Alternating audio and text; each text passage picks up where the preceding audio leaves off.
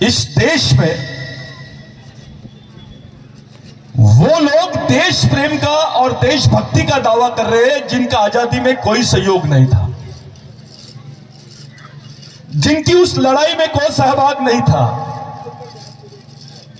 वो आदिवासियों को बता रहे जिनकी 70% पीढ़ियों को फांसी हो गई है। लाखों की संख्या में आदिवासी मरे हैं।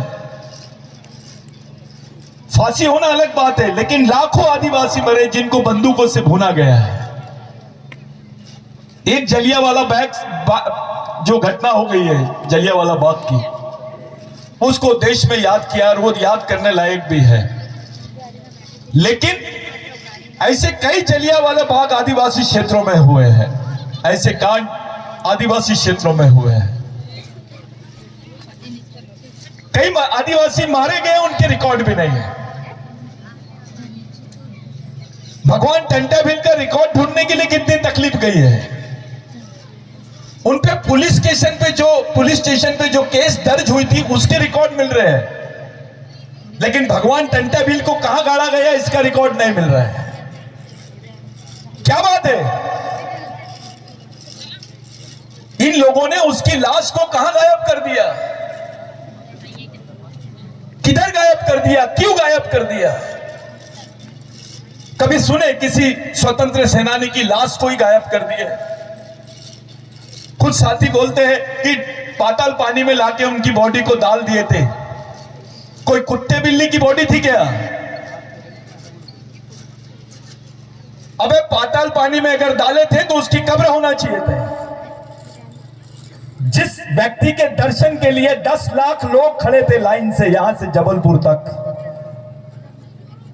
जिसकी फांसी की खबर सुनने के बाद देश में मौन था, मौन। उस दिन खाना नहीं खाए थे देश के लोगों ने 3 दिन। ऐसा भारत में किसी महापुरुष के लिए नहीं किया गया जो टंटा भील के लिए देखा जाता है। ऐसा क्या है? अपने आदिवासी नेताओं ने कभी पूछा क्यों नहीं कि टंटा भील की लाश कहां पर दफन है, कहां है उनका मकबरा, कहां है उनकी मजार, उनकी कब्र कहां है? क्यों नहीं बताया गया? इसके पीछे के 2 मुख्य कारण हैं। साथियों, भारत में यह पहला समय है जब अंग्रेजों ने बोला कि हमने एक जिंदा भगवान को देखा है। We have seen a live God, a original God. हमने एक जिंदा भगवान को देखा है। उनसे पूछा गया ब्रिटेन में किसको देखे आपने? Whom you have seen? उन्होंने बताया हमने टंटा भील को देखा है। भगवान टंटा भील को देखा है। दुश्मन भगवान बोला है टंटा भील को।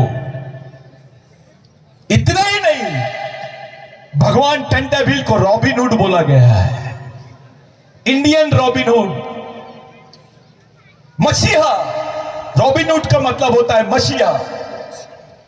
एक उदाहरण दीजिए भारत के इतिहास में अंग्रेजों ने किसी की तारीफ की होगी। लिविंग गॉड, जिंदा भगवान, रॉबिन हुड, मसीहा, ऐसे शब्दों से अंग्रेजों ने नवाजा है उस टंटा भील को जिसने अंग्रेजों को मारा है। उनके लिए वो दुश्मन है, लेकिन उन्होंने इतनी बड़ी पदवी दी। यही न्यूज उस वक्त ब्रिटिश इंडिया में छपा हुआ था आर्टिकल। यही न्यूज को देखा था भगवान बिरसा मुंडा ने 16 साल की उम्र में। भगवान बिरसा मुंडा अंग्रेजी जानते थे क्योंकि वो अंग्रेजी माध्यम में पढ़ाई किए थे। उन्हें उस आर्टिकल को पढ़ा और देखा कि Indian Robin Hood is no more, he is hanging old. उनको फांसी दी गई है। अब भारत का जो मसीहा है वो नहीं रहा, इस देश का मसीहा नहीं रहा। ये खबर बिरसा मुंडा ने आर्टिकल में पढ़ा। उस 16 साल के नवयुवक ने उस आर्टिकल से यह प्रेरणा प्रतिज्ञा लिया और वही प्रतिज्ञा किया। झारखंड के कलेक्ट्रेट ऑफिस में प्रतिज्ञा किया कि मैं जेल तो जा रहा हूं लेकिन छूट कर आऊंगा तो मैं बिरसा टंटा भील का जो अधूरा मिशन है पूरे देश भर में चलाऊंगा। ये संबंध है भगवान टंटा भील का और बिरसा मुंडा का। भगवान टंटा भील का और राघोजी भांगरे का क्या संबंध है? राघोजी भांगरे संभाजी महाराज के आंदोलन को लेके आ गया है। शिवाजी महाराज के सुपुत्र, उन्होंने बगावत किया। संभाजी महाराज ने, शिवाजी महाराज जो राजा थे, पहले क्या था, राजा आदिवासी था लेकिन राज वहां पे मनुवादियों का चलता था, कानून उनका चलता था। उस कानून में किसी ब्राह्मण भाई को सजा नहीं होती थी, उसको कभी फांसी नहीं होती थी, उसको भगवान के बाद दूसरा आदमी माना जाता था। राघोजी भांगरे ने बोला इस देश में ब्राह्मण होना बड़ी बात नहीं है, इस देश में ईसाई होना बड़ी बात नहीं है, इस देश में मुस्लिम होना बड़ी बात नहीं है, इस देश में हिंदू होना बड़ी बात नहीं है, बड़ी बात है आदिवासी होना। ये राघोजी भांगरे की बात थी। उस राघोजी भांगरे को भगवान टंटा भील ने कहा मिला? धुलिया में मिला। धुलिया भील बेल्ट है, नासिक जिले का बेल्ट है।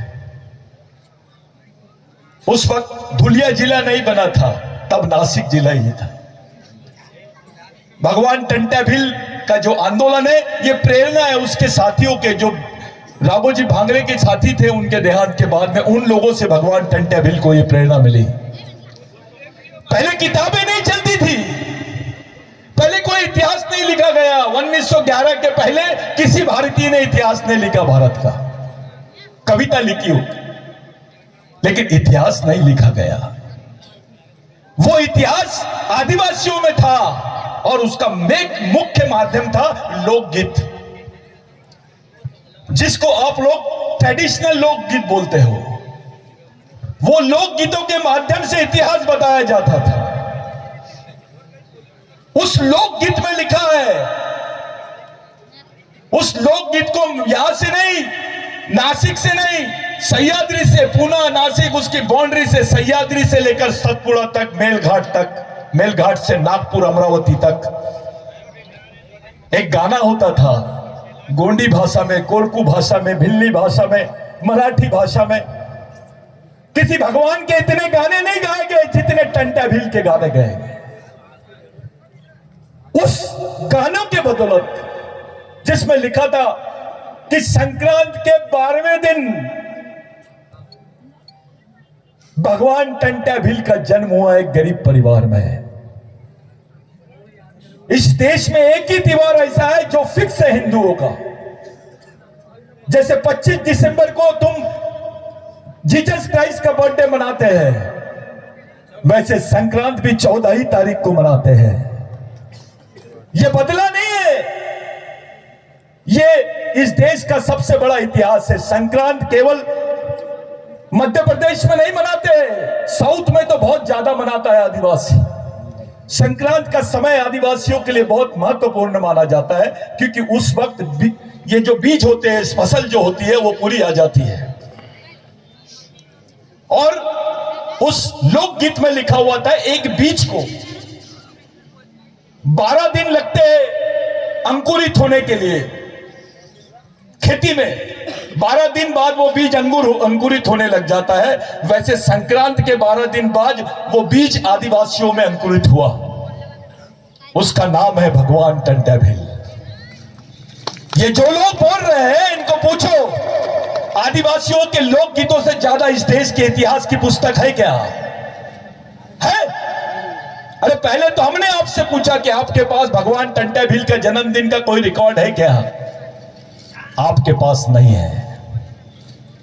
फिर आपको पूछा भैया उसके मरने की कोई निशानी है क्या? नहीं है। हमारे बुजुर्ग बताते हैं कि टंटा भील को तो रानी विक्टोरिया साथ में लेके चले गई थी, यहां से एलिजाबेथ। क्योंकि उनको समझ में नहीं आता था कि टंट्या भील गायब कैसे होता है। दामेगोंड नाम का एक व्यक्ति था, टंट्या भील का पूरा कारोबार संभालता था। रेंगा कुरकू, भगवान रेंगा कुरकू और दामेगोंड, ये एक ऐसी पर्सनालिटी थी, इनको 12 भाषाएं आती थी, 12 भाषाएं।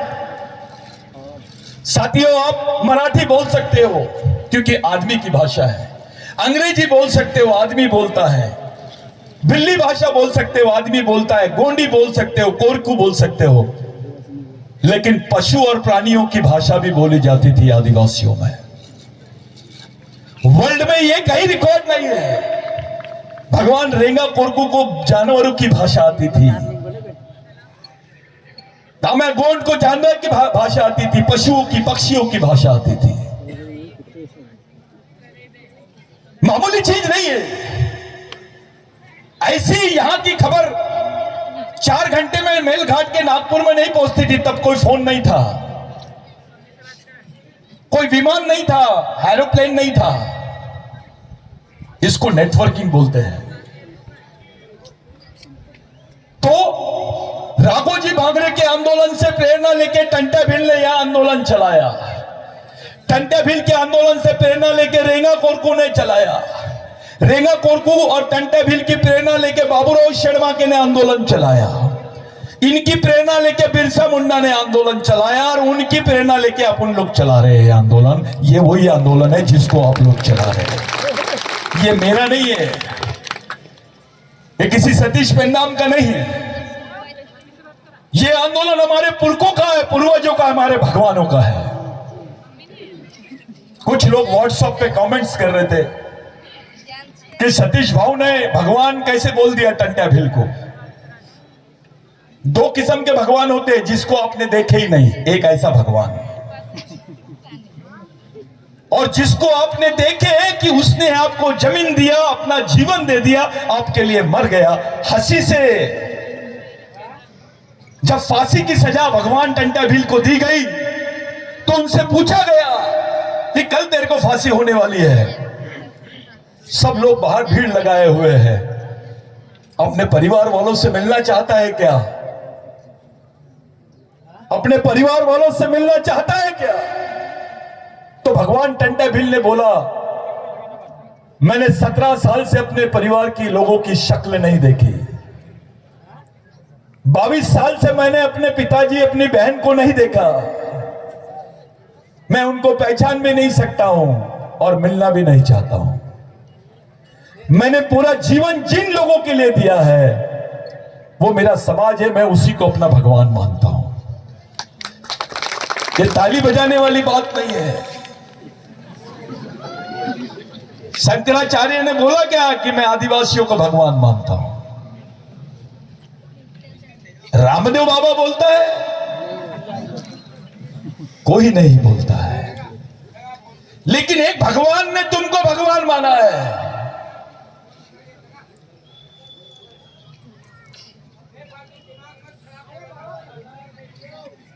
ये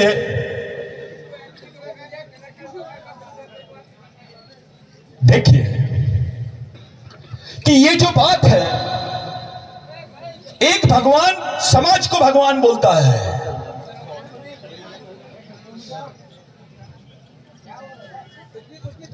वो जिस तरीके की बात मैं आपको बता रहा हूं कि मरते वक्त भी समाज का नाम लेते हैं लोग। मैं अपने समाज को देखना चाहता हूं। इतनी बड़ी बात किसी ने नहीं किया।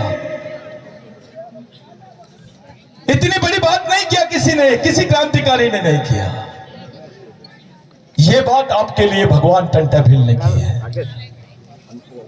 आपके जमीनें तो छीन ली गई थी, आपके पास जमीन नहीं थी, हमारी मां बहनों को कपड़े पहनने की परमिशन नहीं थी। भाई साहब, सब लोग एक जगह बैठ जाइए, उठ के मत जाइए, क्योंकि ये आदिवासी कौम है, भागने वाली कौम नहीं है, लड़ने वाली कौम है। बैठ जाइए। आप लोगों से विनती है कि शांति से बैठे तो मैं बोलूंगा, नहीं तो मैं नहीं बोलूंगा। तो एक जुनून देखिए उनका कि समाज को देख के मरना चाहता है। मैं मरते वक्त मेरे समाज को देखना चाहता हूं। कौन आदमी बोला है ऐसा, बताइए? कौन आदमी बात करता है? इतनी वफादारी समाज के प्रति। एक तरफ टंटा भील को देखिए और दूसरी तरफ अपने नेताओं को देखिए। टंटा भील की वफादारी देखिए कि वो मरते वक्त समाज को देखना चाहता है। ये तो जीते जी समाज को नहीं देखना चाहते हैं। जीते जी समाज से दूर जा रहा है पढ़ा लिखा आदमी, ऑफिसर। उसको वो कार्यक्रमों में इंटरेस्ट है जिसमें उसका सत्कार होता है, जिसमें उसको सम्मान मिलता है। ऐसे कार्यक्रमों में अधिकारी कर्मचारी आपको ज्यादा मिलेंगे। लेकिन जिस कार्यक्रम में समाज की नींव डाली जाती है, समाज का फाउंडेशन डाला जाता है, उस कार्यक्रम में ये लोग नहीं दिखाई देते हैं। साथियों, अगर वो सामाजिक जुनून नहीं होता तो मेरा दावा है भारत में भील आदिवासी नहीं होते। ये गलत बात है। अरे तुमको तो गुनाहगार जमात बोला जाता था, गोंड को गुनाहगार जमात बोला जाता था, कोरकू को बोला जाता था, भील वंश के सभी लोगों को भील गुनाहगार बोला जाता था।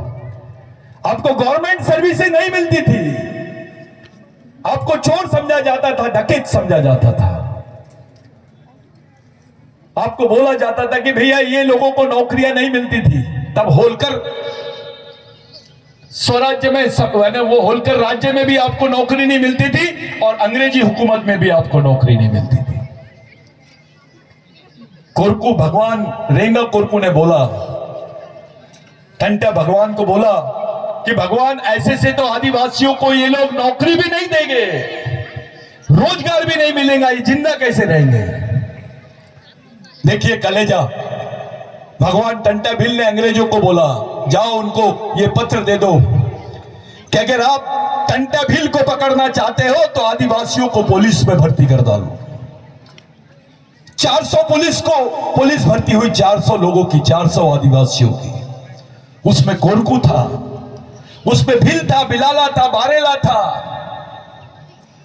सरदार था। उस वक्त जिसको हेरिडिटरी एक्ट बोलते, वंशज, अपने लोग अपना बच्चा पेट में ही पैदा रहता था, पेट में ही रहता था तो उसको गुनाहगार बोल दिया जाता था। पेट से गुनाहगार पैदा होता था आदिवासी। तुमको इस देश में नौकरियां नहीं मिलती, तुमको गुनाहगार बोल के जिंदा रखा जाता था। एक क्रिमिनल ट्राइबल यानी आदिवासियों को मार दो तो सजा नहीं होती थी। तुम्हारी मां बहनों को सरेआम मारा जाता था, उनका बलात्कार किया जाता था, उनकी अवहेलना की जाती थी, नंगा घुमाया जाता था। यह सच्चाई थी। चाहे महाराष्ट्र से लेकर मध्य प्रदेश से लेकर इधर पूरा जितना सतपुड़ा पहाड़ है, सह्याद्री सतपुड़ा क्षेत्र, आज जो गर्व से बोल रहे हैं ना, मैं आदिवासी हूं, ये मेरी बीबी है, मेरा बच्चा है, ये मेरा घर है। मेरे भाई, दिल से पूछ, दिल पे हाथ रख के पूछ, कौन से भगवान ने तेरे को जमीन दिया है, कौन से भगवान ने तेरे को जिंदा रखा है।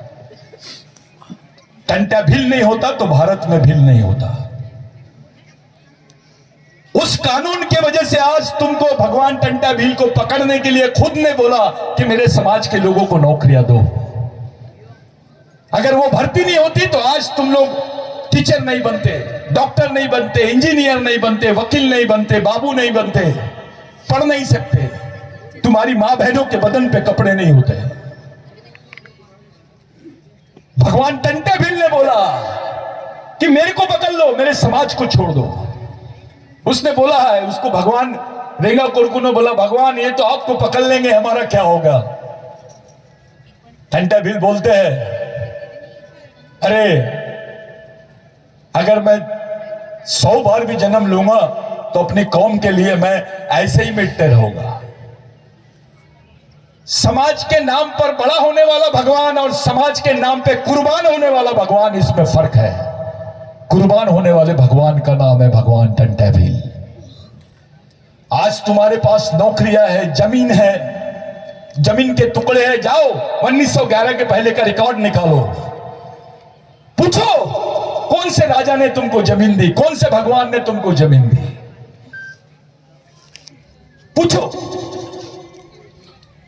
राघोजी भांगरे नहीं होता, बिरसा मुंडा नहीं होता, बाबूराव शर्मा के नहीं होता, टंटा भील नहीं होता, रेंगा कोरकू नहीं होता, तुम्हारे पास टुकड़े भी नहीं रहते जमीन के। तुम्हारी जमीन तो छीन लिए थे। भारत की 70 से 75% जमीन आदिवासियों की थी, आज उसकी केवल 12-18% जमीन बची है। मध्य प्रदेश के आदिवासी दूसरे राज्य में जाता है मजदूरी करने के लिए। मध्य प्रदेश में हर एक घर के बाद एक मजदूर मिलता है, वो आदिवासी होता है। सबसे गरीब लोग आदिवासी, सबसे मजबूर लोग आदिवासी। अरे जो मां रहती है, हमारी बहन रहती है, उसके पेट में बच्चा भी रहता है तो वो गड्ढा खोदते रहती है, क्योंकि उसके पेट का सवाल रहता है। जिसको बिस्तर पे आराम करना चाहिए वो 8 महीने तक के अपने बच्चे के लिए गड्ढा खोदती है, तब भी शर्म नहीं आती हमारे नेताओं को, हमारे लोगों को, हमारे चाहने वालों को। सरकार से अपेक्षा मत करो, क्योंकि इनकी नीयत आदिवासियों के बारे में साफ नहीं है। लेकिन अपने समाज के अधिकारी, कर्मचारी, नेताओं से तो अपेक्षा कर सकते हैं ना, क्योंकि उसमें खून है अपना।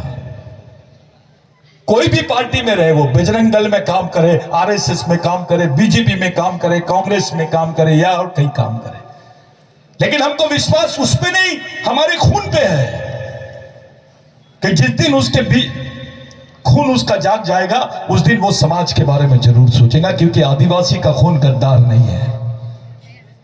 अभी भी उम्मीद है कि समाज का आदमी समझेगा कि यह लड़ाई किस लिए लड़ी जा रही है। ये किसी धर्म के खिलाफ में या किसी लोगों के खिलाफ में नहीं है, समाज के हक में है। क्या गुनाह है आदिवासियों का? मध्य प्रदेश में 35% से ज्यादा आदिवासी है। किसी समय 60% आदिवासी होते थे, आज मध्य प्रदेश में 35% हो गए, यानी 25% गायब हो गए। और गायब नहीं हुए, वो रोजी रोटी के लिए, अपना पेट पालने के लिए दूसरे राज्य में रह रहे हैं। 10 एकड़ जमीन है तो भी भीख मांग रहा है वो। 10 एकड़ जमीन है फिर भी दूसरे राज्यों में जाके गड्ढा खोद रहा है वो। ये उस लड़ाई का हिस्सा है। भगवान टंटा भील के समय में जो काम हुआ है मेरे भाइयों, उसी का नतीजा आज हम समाज देखते हैं। और इस समाज ने इतनी गद्दारी कर दिया कि 180 साल बाद भी पता नहीं लगा पाया कि टंटा भील का परिवार कहां है, टंटा भील की मजार कहां है, टंटा भील का इतिहास क्या है, टंटा भील की विचारधारा क्या थी, कौन है रेंगा कोरकू। ये केवल कोरकू की ड्यूटी नहीं थी, ये भीलों की भी ड्यूटी थी, क्योंकि ये समाज के लोग थे, किसी एक जात के लोग नहीं थे। अगर ये एक जात के होते तो बिरसा मुंडा टंटा भील से प्रेरणा नहीं लेता, टंटा भील राघोजी भांगरे से प्रेरणा नहीं लेता, बाबूराव शर्मा के इनसे प्रेरणा नहीं लेता। ये समझना पड़ेगा। ये जो आंदोलन है, आपकी आने वाली जनरेशन को बचाने का आंदोलन है। इस मीटिंग का महत्व बता रहा हूं मैं अभी, कि इन्होंने बोला है भील वंश के लोग, जिनकी भाषा में ज्यादा शब्द जो आते हैं वो संस्कृत के आते हैं, और ये आदिवासी नहीं है। अबे आप आदिवासी हो करके आज तुम्हारे पास नौकरी है, तुमको पढ़ने दिया जा रहा है, बदन पे कपड़े हैं, जमीन है। जिस दिन तुम आदिवासी नहीं रहोगे उस दिन सोचो तुम्हारा क्या होगा। तुमको तो खत्म ही करने का प्लानिंग कर लिया गया है।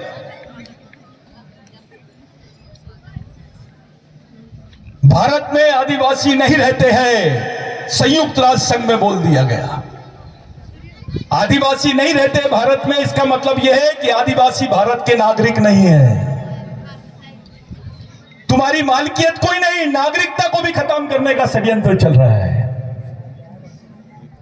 उस चीज को जिंदा रखने के लिए ये जो प्रोग्राम है, ये पूरा विश्व देखेगा अभी कि टंटा भील के वंश के लोग जिंदा है, उस मालिक के वंश के लोग जिंदा है जो खुद भी मालिक है। इसका महत्व यह है। कितने लोग हैं ये महत्व का विषय नहीं है, मिशन में कोई नहीं चलता। अगर 50 लोग भी आते हैं इस कार्यक्रम में तो 50 लोग बहुत महत्वपूर्ण है, क्योंकि विचारों से है। कैसे लोग हैं ये महत्व की बात है। आप गरीब हो, पैसे वाले हो, इसका भी कोई महत्व नहीं है। आप ऑफिसर हो, बहुत पढ़े लिखे हो, कलेक्टर हो, और समाज के बारे में कुछ नहीं सोचते हो, तो तुम समाज के हेडमैन नहीं, डेडमैन हो। मरे हुए व्यक्ति हो, जिंदा आदमी वो है समाज का जो मजदूर भी है लेकिन समाज के बारे में सोचता है। समाज बहुत बड़ी चीज है। अगर भगवान टंटा भील समाज के लिए कुर्बान हो सकता है तो क्या हमारे में वो जज्बा होना चाहिए कि नहीं कि हम भी समाज के लिए कुर्बान हो और उस रास्ते पे चले जिस रास्ते पे टंटा भगवान चल रहे थे, रेंगा कोरकू चल रहे थे। आज का जो प्रोग्राम है, ये प्रोग्राम विश्व स्तर का प्रोग्राम है। आज गणतंत्र दिवस है भारत में। राष्ट्रपति का भाषण देखे होंगे। राष्ट्रपति जी आदिवासी है लेकिन आदिवासियों के इतिहास पर कोई उल्लेख नहीं। प्रधानमंत्री जी का भाषण देखे होंगे, आदिवासी इतिहास पे कोई उल्लेख नहीं। अरे इस देश के राष्ट्रपति को नहीं मालूम, इस देश के प्रधानमंत्री को नहीं मालूम कि 26 जनवरी को भगवान टंटा भील का जन्म हुआ था। ये जानबूझ के उनकी फोटो नहीं लगाना चाहते हैं। उस स्वतंत्र सेनानी का दर्जा नहीं देते हैं हमारे लोगों को। एक अलग इतिहास बताया जा रहा है देश में। आपको उस इतिहास को खड़ा करना है।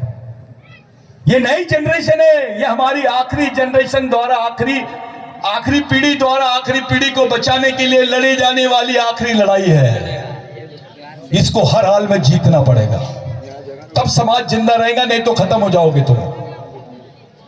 नाचने से, गमछे लगाने से, बेल्ट लगाने से, मैं अध्यक्ष हूं, मैं सचिव हूं, मैं फलाना राज्य का अध्यक्ष हूं, मैं तेरे को इंटरनेशनल अध्यक्ष बनाते हैं, क्या कर लेगा? क्योंकि यहां तो पूरा गेम विचारों का है। इन विचारों को लेके तुम जिंदा रह सकते हो, इन्हीं विचारों से तुम लड़ सकते हो, इन्हीं विचारों से तुम बच सकते हो। हम चाहते हैं कि देश का प्रधानमंत्री 26 जनवरी में लाल किले से जब झंडा उठाए, फहराए, तो उसके सामने आदर्श होना चाहिए भगवान टंटा भील।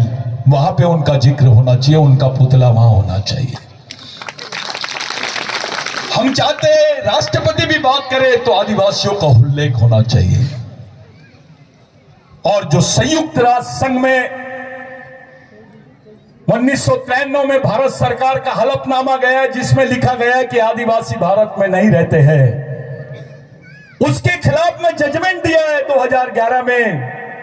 हमारी जो नंदाबाई है, ये मैं इनको देखा नहीं रहता। इस केस को सुप्रीम कोर्ट में ले जाने के लिए मैं यहीं से बोल रहा हूं। एमएलए लोगों को तक मैंने रूम में बंद किया हूं। महाराष्ट्र की विधानसभा में झगड़ा लड़ा हूं। बिरसा ब्रिगेड का जो भूमिका है इसमें बहुत बड़ी थी। नंदाबाई को केस में, नंदाबाई के केस में महाराष्ट्र गवर्नमेंट सुप्रीम कोर्ट गई। महाराष्ट्र गवर्नमेंट को मजबूर किए 2009 में, 2008 में। इसके पीछे बिरसा ब्रिगेड की बहुत महत्वपूर्ण भूमिका थी। मैं कसम खा के बोल रहा हूं, मैं पहली बार मिला हूं नंदाबाई से। पूछो तुला भेटलो होता यापूर्वी कधी? नहीं। मैं उसको बोल रहा हूं मराठी में कि तुमको मैं मिला था कभी? नहीं, सिर्फ नाम कॉपी था। एक नंदाबाई भील है, यानी आदिवासी है, उसके लिए लड़ना मेरा फर्ज था। साथियों, 1911 के बाद में मैं 1923 में, 12 साल बाद में मैं नंदाबाई को मैं यहां देख रहा हूं। ये हमारे लिए राष्ट्रपति से बड़ी है, किसी नेता से बड़ी है, मिनिस्टर से बड़ी है। उसके साथ जो हुआ वो आप लोग जजमेंट में पढ़ना, उस निर्णय में पढ़ना कि क्या हुआ था उसके साथ। वो रोई। और हर समाज में बहुत सारी नंदाबाई है जो सामने नहीं आई, ये हिम्मत करी सामने आई। आप लोग 3 बातें याद रखो। मैं जान रहा हूं मैं कौन से दिन बात कर रहा हूं। मैं भारत के गणतंत्र दिवस पे बात कर रहा हूं। एक भी चीज अगर मैंने राष्ट्रीयता के खिलाफ में बोली तो मैं गुनाहगार हो सकता हूं, राष्ट्रद्रोह का दर्जा मेरे पर गुनाह हो सकता है। लेकिन मैं पूरे विश्वास के साथ यह सवाल खड़ा कर रहा हूं कि भारत में जितनी लड़ाई अंग्रेजों के खिलाफ में हुई उसका 70% लड़ाई केवल आदिवासियों ने लड़ी है। 70% जिस समाज ने आदिवासी समाज ने लड़ा है, इतिहास के किताब में उसके 3 पेज भी नहीं है, उसका 1 पेज भी ढूंढना पड़ता है आपको।